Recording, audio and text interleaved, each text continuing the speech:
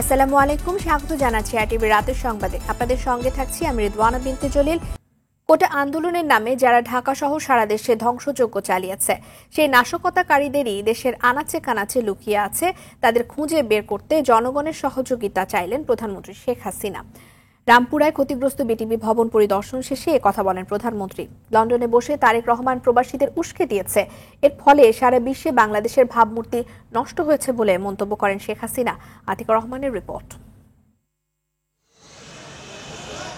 1964 সাল থেকে যাত্রা শুরু করা দেশের একমাত্র রাষ্ট্রীয় টেলিভিশন ও বাঙালির লড়াই সংগ্রাম ও বুদ্ধয়ের ঐতিহাসিক সাক্ষী বাংলাদেশ টেলিভিশন। 1971 সালেও বিটিভিতে এত বড় আক্রমণ হয়নি, যা হয়েছে 18 জুলাই। ধ্বংসস্তূপে পরিণত হওয়া বিটিভি পরিদর্শন করলেন প্রধানমন্ত্রী শেখ হাসিনা। বিভিন্ন বিভাগ ঘুরে দেখেন। আগুনে পুড়ে ছাই হওয়া ধ্বংসযজ্ঞ দেখে অশ্রুসিক্ত হন বঙ্গবন্ধু কন্যা। প্রধানমন্ত্রী এ সময় সাংবাদিকদের বলেন, যারা দেশের স্বাধীনতায় বিশ্বাস করে না, উন্নয়ন সহ্য করতে পারে না, তারাই রাষ্ট্রীয় প্রতিষ্ঠানগুলোতে হামলা চালিয়েছে। এতদিনে এত কষ্টের ফসল সব শেষ করে দিতে চাচ্ছে, এটি হচ্ছে সবচেয়ে বড় কষ্ট। এবারে পড়ানোর চরিত্রটা কিন্তু একটু আলাদা। এবারে তারা গান পাউডার ব্যবহার করেছে এবং নিমিষে সব পুরো একেবারে ছাই। সারা বাংলাদেশ থেকে এই সন্ত্রাসী এবং বিএনপি জামাত, বিশেষ করে শিবির, তারা ঢাকায় এসে ঢাকার ভিতরে ঢোকেনি, আশেপাশে থেকে এসে এইভাবে আক্রমণ করেছে ওই কোটা বিরোধী আন্দোলনের সূত্র ধরেই। প্রধানমন্ত্রী বলেন, যারা নাশকতা করেছে তারা বিভিন্ন স্থানে আত্মগোপনে আছে, এদের খুঁজতে সবাইকে ঐক্যবদ্ধ হয়ে কাজ করতে হবে। শিক্ষকের গায়ে হাত তুললো, ছাত্রদের মারলো, হলগুলি লুটপাট করলো, তাদের কি হবে? কিন্তু যারা এটা ধ্বংস করলো আর যাদের জন্য এই দুর্ভোগ, যাদের জন্য আজকে বিদেশে বাংলাদেশের ভাবমূর্তি নষ্ট হচ্ছে, আমি তাদের বিচারের ভার এদেশের জনগণের উপরেই দিয়ে যাচ্ছি। তাদের খুঁজে বের করুন এবং তাদের শাস্তির ব্যবস্থা করার জন্য সহযোগিতা করুন। লন্ডনে বসে প্রবাসীদের বিক্ষোভ করতে উস্কানি দেয়া হয়েছে। প্রবাসীরা এখন শাস্তি ভোগ করছে, এতে বিদেশি শ্রমবাজারে বাংলাদেশের সুনাম নষ্ট হয়েছে। লন্ডন থেকে নির্দেশ যায়, যেখানে যেখানে বাঙালি আছে সেখানে সেখানে আন্দোলন করতে হবে। আর এই আন্দোলন করতে যে তাদের অবস্থাটা কি? লন্ডনে আমাদের আওয়ামী লীগের উপর হামলা করলো, সেখানে পুলিশ এসে ওই বিএনপির 3 নেতাকে গ্রেপ্তার করেছে। ইউএইতে তারা মিছিল করতে গেছে, 57 জনকে গ্রেপ্তার করেছে। 3 জন হলো যাবজ্জীবন কারাদণ্ড, 16 জন 10 বছরের কারাদণ্ড। ওই দেশে আইন আছে, কেউ মিছিল করতে পারে না, কিন্তু তাদেরকে উস্কে দেওয়া হয়েছিল লন্ডন থেকেই। শুধু নিজেদের চাকরি বাকরি রুজি রোজগারের পথ যে হারালো তা না, আজকে যে বাঙালিরা ওখানে কাজ করে খায় তাদের মুখটা কোথায় থাকে? 3 বার হামলা করে বিটিভি কার্যালয়ে নারকীয় ধ্বংসযজ্ঞ চালায় দুর্বৃত্তরা। নিচতলা থেকে 6 তলা পর্যন্ত ভাঙচুর করে। Television museum, Bangabandhu corner, archive, computer workstation সহ গুরুত্বপূর্ণ যন্ত্রপাতি ও গাড়ি পুড়িয়ে দেয়া হয়েছে। আতিকা রহমান, আরটিভি, ঢাকা। গত কয়েকদিনের সহিংসতায় আহতদের চিকিৎসার দায়িত্ব নেবে সরকার, সেই সঙ্গে তাদের কর্মসংস্থানেরও ব্যবস্থা করা হবে বলে জানালেন প্রধানমন্ত্রী শেখ হাসিনা। বিকেলে ঢাকা মেডিকেল কলেজে আহতদের দেখতে গিয়ে এই প্রতিশ্রুতি দিয়েছেন তিনি। এ সময় প্রধানমন্ত্রী প্রশ্ন রাখেন, কোটা নিয়ে সব দাবি মেনে নেয়ার পরও কেন আন্দোলন শেষ হচ্ছে না। বিএনপি জামায়াতের সহিংসতা এবং বর্বরতার বিরুদ্ধে দেশে বিদেশে সবাইকে সোচ্চার হওয়ার আহ্বান জানান তিনি। প্রধানমন্ত্রী ঢাকা মেডিকেলের কয়েকটি ওয়ার্ড ঘুরে আহতদের খোঁজ খবর নেন এবং সহমর্মিতা জানান। চিকিৎসক এবং নার্সদের সঙ্গেও কথা বলেন। আহতদের প্রয়োজনীয় সব ধরনের চিকিৎসা দেওয়ার নির্দেশনা দেন প্রধানমন্ত্রী।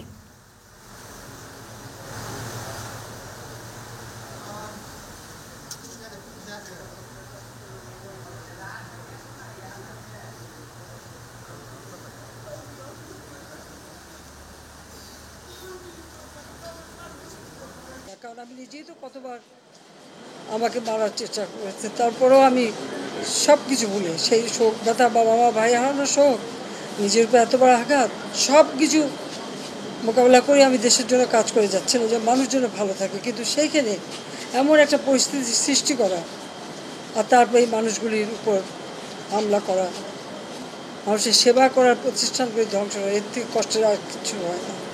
চিকিৎসার জন্য যা যা প্রয়োজন সরকার করে যাচ্ছে এবং করবে।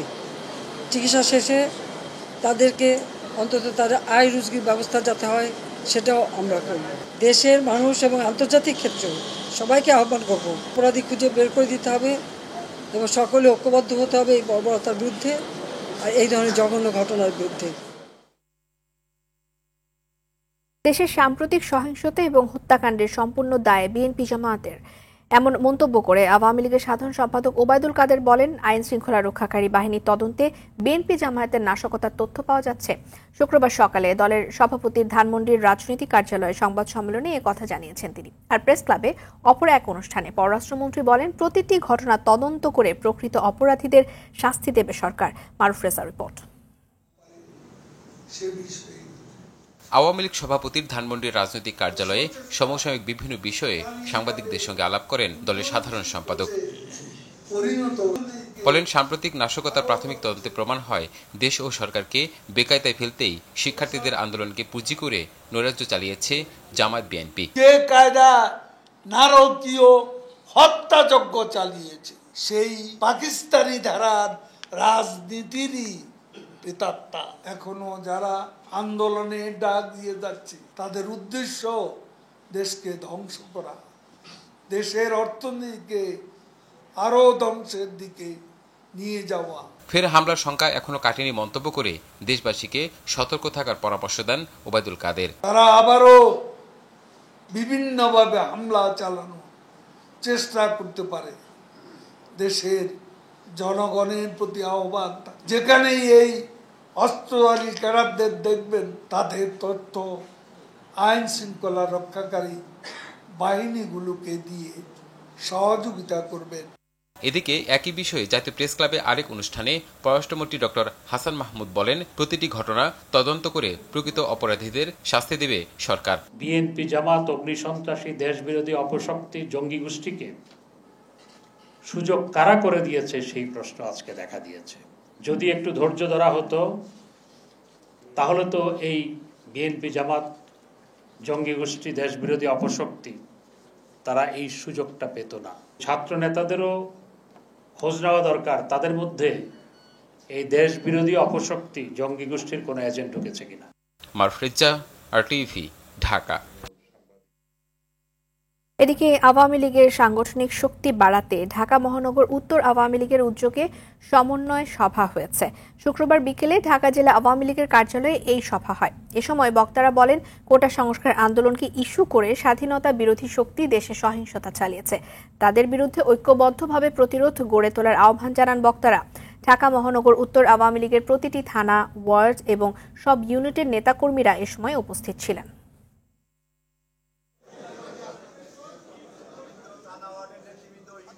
চেতনায় আমরা যারা বিশ্বাস করি, আজকে তাদেরকে মাঠে থাকতে হবে। যতদিন পর্যন্ত এই ষড়যন্ত্রকারীদের এবং জামাত শিবিরদের আমরা উৎখাত করতে না পারবো, নির্মূল করতে পারবো, ততদিন পর্যন্ত আমরা রাস্তায় থাকবো। বাংলাদেশের মানুষের জন্য, এই সার্বভৌমত্বের জন্য এক এবং ঐক্যবদ্ধ থাকবো। এই জামাতি চক্র, শিবির চক্র যারা হাত কেটেছে, পাও কেটেছে, তাদেরকে আপনারা চিহ্নিত করুন, কারা কোথায় আছে চিহ্নিত করে তারপরে তাদের বিরুদ্ধে আমরা অ্যাকশনে যাব, মোকাবেলায় যাব। সরকারি চাকুরিতে বৈষম্য বিরোধী আন্দোলনে শিক্ষার্থীদের উপর আইন শৃঙ্খলা বাহিনীর যৌথ হামলার ঘটনা ইতিহাসে অনন্য নজির স্থাপন করেছে। সব স্বৈরাচারের বর্বরোচিত হামলার চেয়েও এটি জঘন্য হামলা হিসেবে ইতিহাসের পাতায় জায়গা করে নিয়েছে, এমন মন্তব্য করেছেন বিএনপি মহাসচিব মির্জা ফখরুল ইসলাম আলমগীর। শুক্রবার বিকেলে গণমাধ্যমে পাঠানো এক বিবৃতিতে তিনি এই অভিযোগ করেন। এ সময় তিনি আরও বলেন, সরকার নিজেদের সন্ত্রাসী কর্মকাণ্ড এবং ব্যর্থতা ঢাকতে নির্বিচারে বিএনপি নেতাকর্মীদের গ্রেফতার করছে।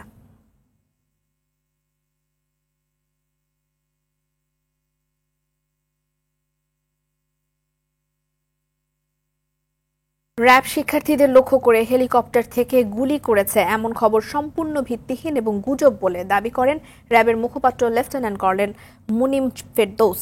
শুক্রবার সকালে কাওরান বাজার মিডিয়া সেন্টারে সাংবাদিকদের এক প্রশ্নের জবাবে তিনি এই দাবি করেছেন। তিনি বলেন, স্বাধীনতা বিরোধীরা ছাত্রদের আন্দোলনে যোগ দিয়ে সড়ক পথে যাওয়ার সব রাস্তায় ব্যারিকেড তৈরি করেছিল। তাদেরকে হটানোর জন্যই আকাশপথে টিয়ারশেল এবং সাউন্ড গ্রেনেড ছুড়ে র্যাব। বিস্তারিত দীপ্তচন্দ্র পালের রিপোর্টে দেখব।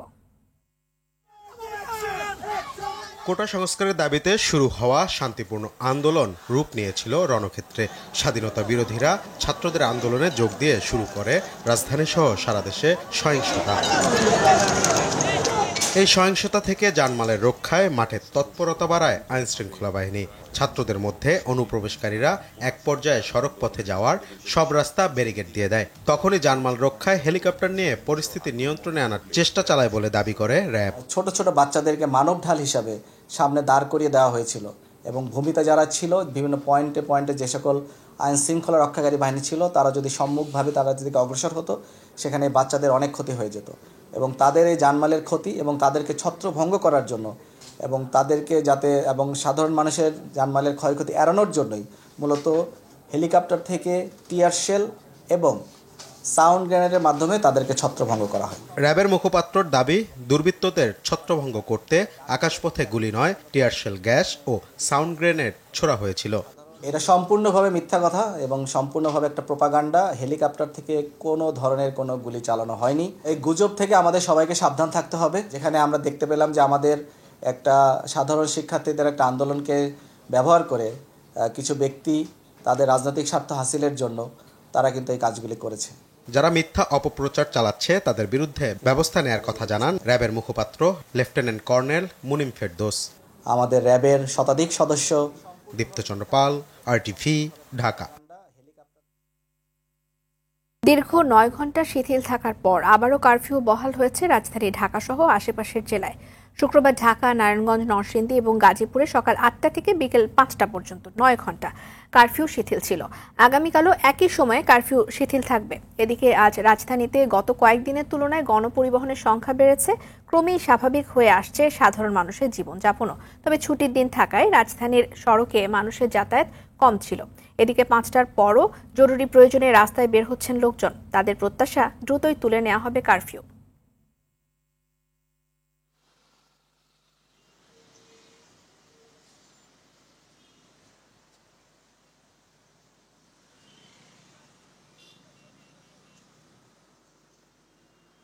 কাজ ছিল ওই জন্য বেরিয়েছি। ভয় তো লাগতেছে, তবুও মোবাইলে টাকা নেই, রিচার্জ করতে বেরিয়েছি। আমাদের এই ট্রেনিংটা কভার করার জন্য শুক্রবার আজকে করাইছে। যেহেতু আমাদের কাছে আইডি কার্ড আছে, আমার চিঠি আছে ডিপার্টমেন্টের, এখন ট্রেনিং শেষে আমরা ফিরে যাচ্ছি। পুলিশ আছে, আর্মি আছে, সিকিউরিটি আছে, সব দিক থেকে ঠিকই আছে। আমাদের ওই দিকে ভয়ভীতি নাই বেশি। মাননীয় প্রধানমন্ত্রী শেখ হাসিনার প্রতি আস্থা এবং বিশ্বাস আছে। তিনি যখন ভালো মনে করেন তখন তিনি কারফিউ সেটা উঠিয়ে নেবেন। এদিকে ঢাকা সহ সারা দেশে 7ম দিনের মতো কারফিউ চলছে, তবে বেড়েছে শিথিলের সময়। পরিস্থিতি স্বাভাবিক হয়ে আসছে দেশ জুড়ে। চট্টগ্রামে আইন শৃঙ্খলা বাহিনী মাঠে আছে। গণপরিবহন চলাচলের পাশাপাশি বেড়েছে মানুষের চলাচল। রংপুরে ভোর 6টা থেকে সন্ধ্যা 7টা পর্যন্ত কারফিউ শিথিল করা হয়েছে। খোলা আছে শহরের দোকানপাট।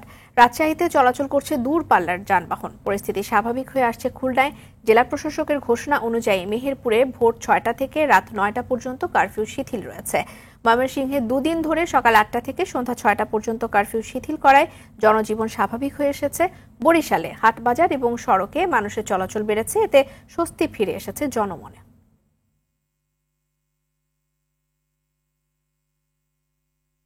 কোটা আন্দোলনকে কেন্দ্র করে ঘটা সহিংসতায় নিহত সব ঘটনারই পুঙ্খানুপুঙ্খ তদন্ত করছে ডিএমপি। হত্যার ঘটনায় যারই সম্পৃক্ততা পাওয়া যাবে কাউকেই ছাড় দেওয়া হবে না বলে জানিয়েছেন ডিএমপির যুগ্ম কমিশনার বিপ্লব কুমার সরকার।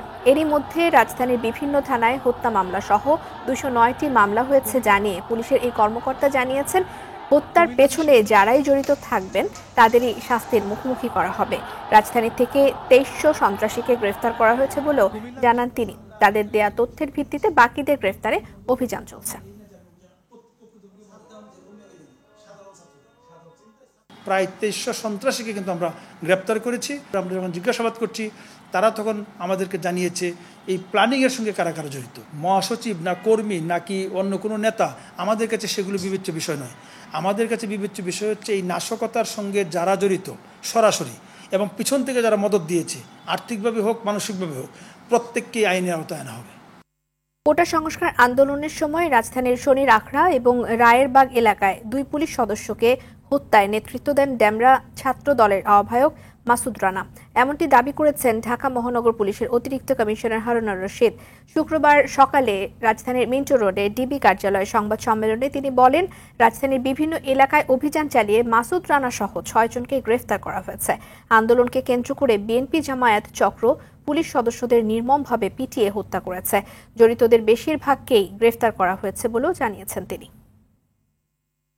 ডেমোক্রেটিক দলের প্রার্থী হিসেবে কমলা হ্যারিসকে আনুষ্ঠানিকভাবে সমর্থন জানিয়েছেন সাবেক মার্কিন প্রেসিডেন্ট বারাক ওবামা। কমলাকে প্রেসিডেন্ট প্রার্থী হিসেবে বারাক ওবামার সমর্থন দেওয়ার বিষয়ে কয়েকদিন ধরে নানা জল্পনা কল্পনা চলছিল। শুক্রবার এক যৌথ বিবৃতিতে বারাক ওবামা এবং মিশেল ওবামা জানান যে তারা বিশ্বাস করেন কমলা হ্যারিসের নিজস্ব দর্শন, স্বকীয়তা এবং শক্তি রয়েছে, যা সংকটময় মুহূর্তে একজন প্রেসিডেন্টের থাকাটা খুব জরুরি। বাইডেন সরে দাঁড়ানোর ঘোষণা দেওয়ার পর এক বিবৃতিতে বারাক ওবামা তার সিদ্ধান্তের প্রশংসা করেন, কিন্তু তিনি তখন কমলাকে সমর্থন জানাননি।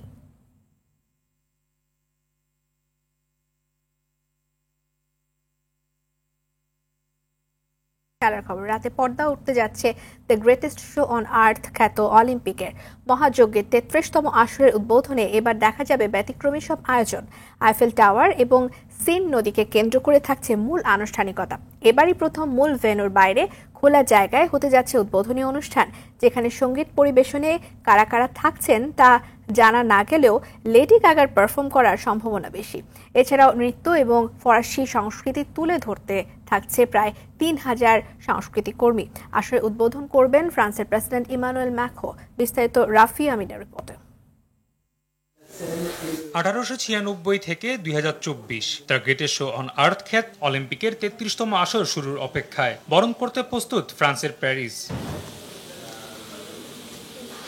বিশ্ব মহাযজ্ঞ বলে কথা, তাই আয়োজক দেশের থাকে বাড়তি যোগ বিয়োগের হিসেব, যার মূল আকর্ষণে থাকে আসরের উদ্বোধনী অনুষ্ঠান। এবার সেই অনুষ্ঠানেই ব্যতিক্রমী কিছু করার পরিকল্পনা আয়োজকদের, যেখানে অংশগ্রহণকারী অ্যাথলেটদের প্যারেডের জন্য ব্যবহার করা হয় অ্যাথলেটিক স্টেডিয়াম। সেখানে প্যারিসে এবার 10,714 জন অ্যাথলেটদের দেখা যাবে নৌকায় করে সিন নদীর 6 কিলোমিটার পথ পাড়ি দিতে, যার মধ্য দিয়েই অংশগ্রহণ করতে যাওয়া 206 দেশের পরিচিতি পর্ব শেষ হবে, যেখানে প্রথমে আসবে অলিম্পিকের জন্মভূমি গ্রিস, এরপর পর্যায়ক্রমে আসবে বাকি দেশগুলো।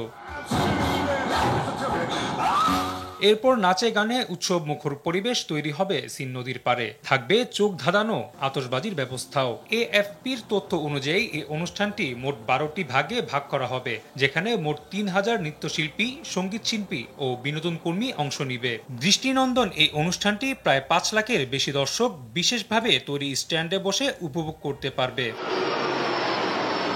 তবে বড় আয়োজন সফল করতে দেশটির বাড়তি নজর থাকবে নিরাপত্তা ব্যবস্থার উপর, যেখানে প্রায় 45,000 নিরাপত্তা কর্মী নিয়োজিত থাকবে। উদ্বোধনী অনুষ্ঠানটি শুরু হবে বাংলাদেশ সময় শুক্রবার রাত 11:30টায়।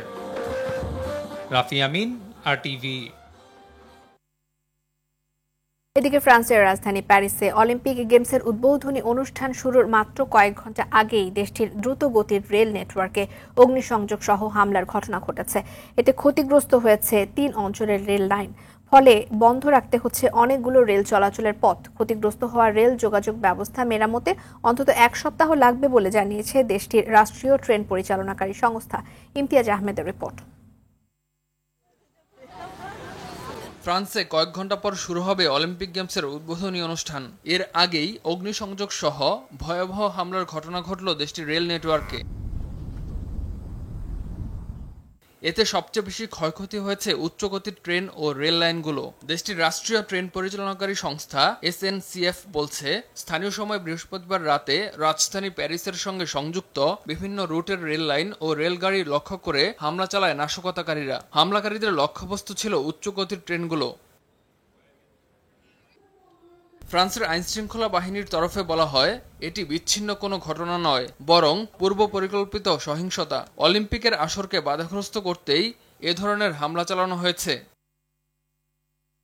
হামলার পর ইতোমধ্যে শুরু হয়েছে মেরামতের কাজ। এতে কিছু সময় লাগতে পারে জানিয়ে যাত্রী সাধারণকে ধৈর্য ধরার অনুরোধ করেছে স্থানীয় প্রশাসন।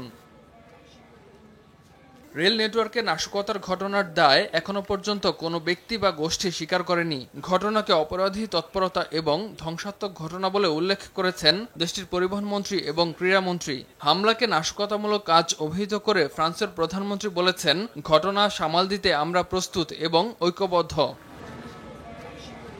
অলিম্পিক আসর উপলক্ষে রাজধানী প্যারিসে নজিরবিহীন নিরাপত্তা জারি করেছে ফ্রান্স। সরকারের নির্দেশনা অনুযায়ী অলিম্পিক আসরের সার্বক্ষণিক নিরাপত্তার দায়িত্বে থাকবেন ৪৫,০০০-এরও বেশি পুলিশ, ১০,০০০-এরও বেশি সেনা সদস্য এবং বিভিন্ন বেসরকারি নিরাপত্তা সংস্থার অন্তত ২,০০০ কর্মী।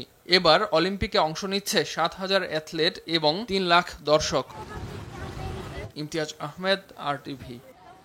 রাতের সংবাদ এ পর্যন্তই। সবশেষ সংবাদ জানতে যে কোনো মোবাইল ফোন থেকে 24141 নাম্বারে ডায়াল করুন। মধ্যরাতের সংবাদ রাত ১টায় দেখার আমন্ত্রণ রইল। ধন্যবাদ সবাইকে।